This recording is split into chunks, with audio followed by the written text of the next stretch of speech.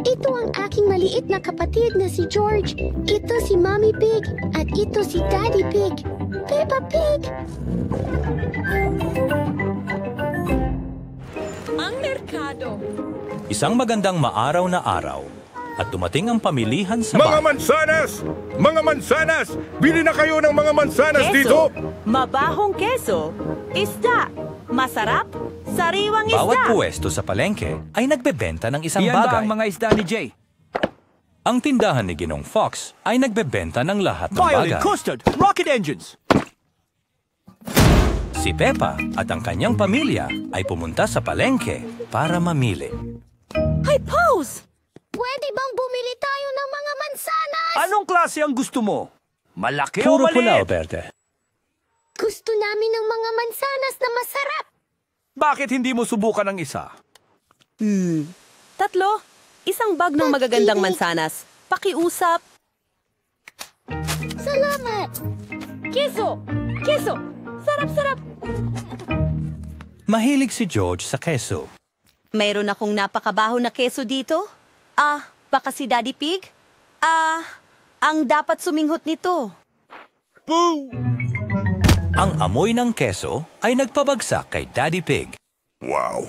Yan ang tinatawag kong matapang na keso. Magaling, hindi ba? Sarap! Gustong-gusto ni George ang mabahong bee. Maari ba naming bilhin yon? Salamat! Isda! Bago! Sariwang isda! Maaari ba kaming bumili ng ilang isda? Pakiusap? Okay, may trout ako, haddock, mackerel, o pusit. Ano ang gusto mo? Mukhang masarap lahat.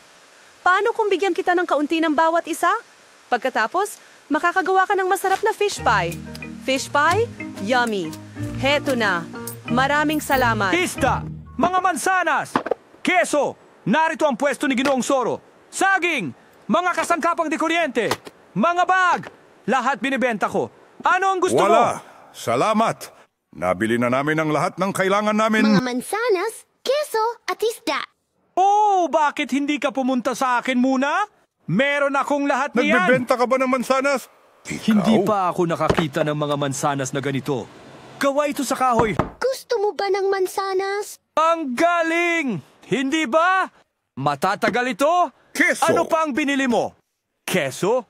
Marami akong iba't ibang klaseng keso dito. Hindi sila nangangamoy ng kahit Dahil ano. gawa sila sa plastic. Gawa sa plastic? Oo! Garantisadong tatagal ng habang buhay. Bumili ng isa, libre ang apat! Hindi, salamat Ginoong Bumili ka rin ng isda. Hindi ba? Nabentahan sana kita ng mas magandang isda. Walang plastic na isda. Ito ay hindi plastic. Pero, sa totoo lang, plastic nga. Pero ito ay isang kamanghamanghang laruang isda. Tingnan mo, kumakanta ito. Kumikinang munting bituin. Nagtataka ko kung ano ka.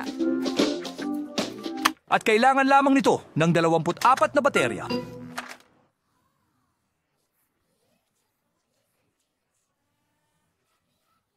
Hindi. Pakiusap. Maaari natin itong iuwi at maaari itong kumanta para sa amin buong araw. Pasensya na, Peppa, pero hindi kailangan ng bahay natin ng isdang kumakanta. Sige. Salamat, Ginoong Fox, pero talagang nakuha na namin ang lahat ng pinunta namin. Dapat may iba ka pang kailangan. Kumusta naman ang isang antik na vaseng porselana na hindi mababasag kailanman? Dahil ito ay gawa sa plastik. Talagang maganda ito. Pero hindi na namin kailangan ng anuman. Oh, ulan ito! Nababasa tayo! Walang problema! Saktong-sakto! Payong! Tigil! Kaya, Oo. Kunin Apat natin na sila. payong pakiusap. Ang tindahan ni Ginong Fox ay nagbebenta ng lahat. Kita mo? Kita mo! Napakaswerte. Pumunta ka sa pwesto ko! Salamat, Ginoong Fox. At ang pinakamaganda rito, para ngayong araw lang, bumili ng 4 na payong at makakakuha ka ng libreng isdang kumakanta. Mabuti. Kumikinang na munting bituin. Mahilig sa mga rocket. Lahat ay mahilig sa mga rocket.